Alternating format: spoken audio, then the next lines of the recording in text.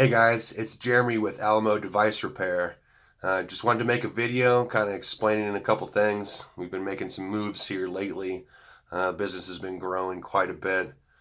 But one thing that we've done here lately that's really been a force multiplier is we joined Repairs First Association. And let me tell you what, it's been awesome. A couple things.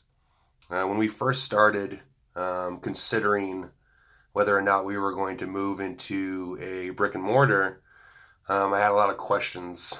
I consulted one of my mentors, Nicole Russell, over there at Cellbotics. Hey, Nicole.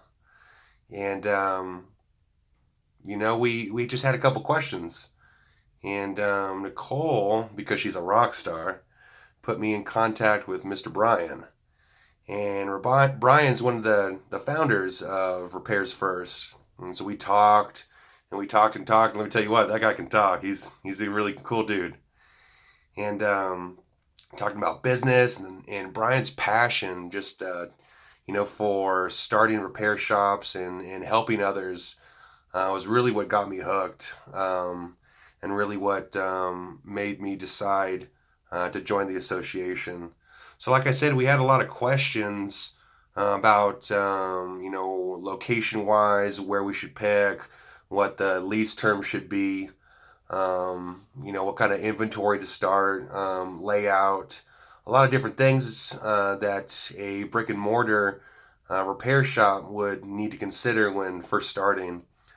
So I've been a mobile tech for quite a while now, and as you can see, it's getting cramped. I so I live in a house that doesn't have a garage, and I have to do this in my spare bedroom. So to the guys who started off in a garage, at least you had a garage, dude. I had to start in my spare bedroom.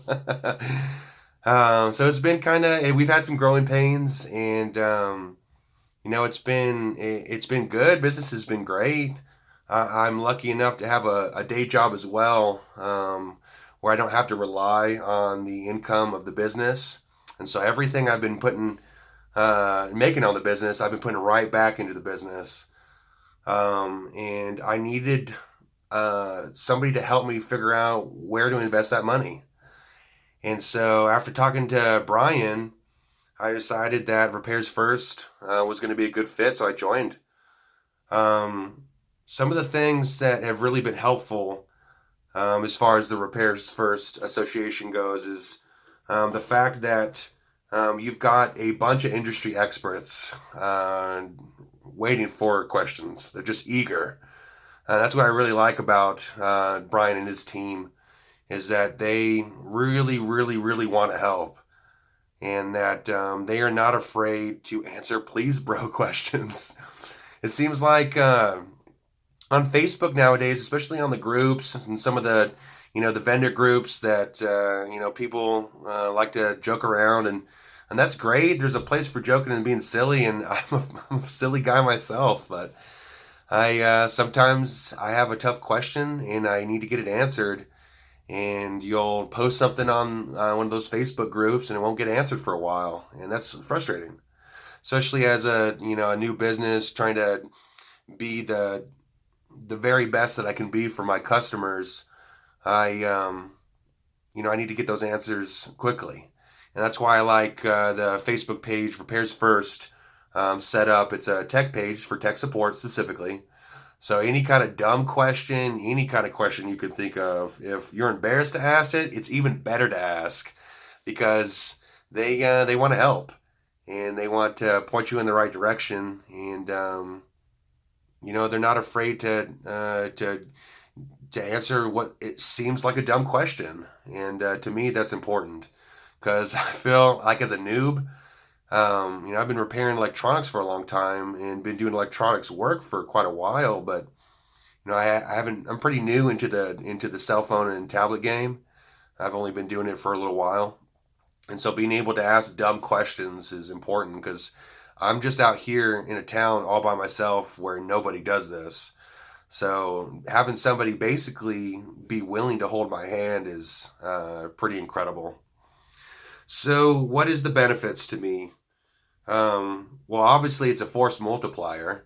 I love having Brian and his team at Repairs First in my corner, having them as industry experts kind of point me in the right direction for all sorts of stuff is really, like I said, a force multiplier. They've helped me endlessly with starting my brick and mortar from every little aspect, which has been really great. And so, what are the benefits to me as far as that goes? Obviously, all that I had mentioned, but they pointed me towards different vendors and got me different discounts from different guys, which is really good. They have all sorts of different things I wouldn't think about. Like they got a sign guy, help me to make a sign, and that seems like it'd be something that's obvious, but I don't know who to call to get signs, and Brian and his team do, and because they've been doing it for so long. So why should others join? Others should join because um, it's really important to have that knowledgeable experience in your back pocket. And I think being able to have all these things when you're starting up is incredible. And, if you're having a hard time getting inventory for a decent price, repairs first. If you're interested in starting up a brick and mortar, repairs first. I think if you have and this is for the technicians. If you've got a technical question which you don't know how to get answered, or you don't know really what you're doing, or you've searched online for hours and you're at your wits end, repairs first. And I think you guys will be really happy by joining Repairs First. It's cheap. You can get started for a very cheap cost, and the value that it adds to your business is it's incalculable.